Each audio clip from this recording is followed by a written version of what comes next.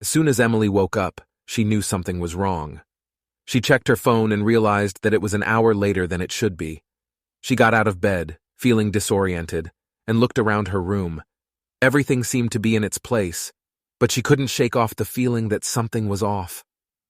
She quickly got dressed and headed out to meet her friend, Sarah.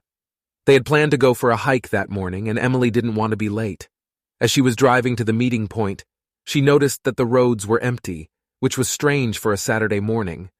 When she arrived, Sarah wasn't there, so she called her, but there was no answer.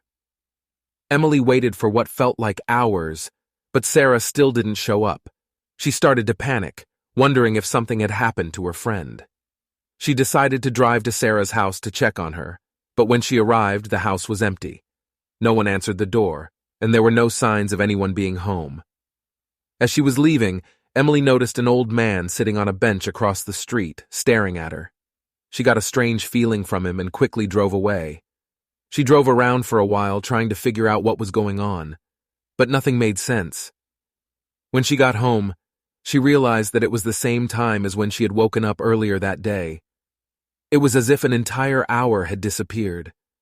She tried to think back to what had happened during that hour, but she couldn't remember anything.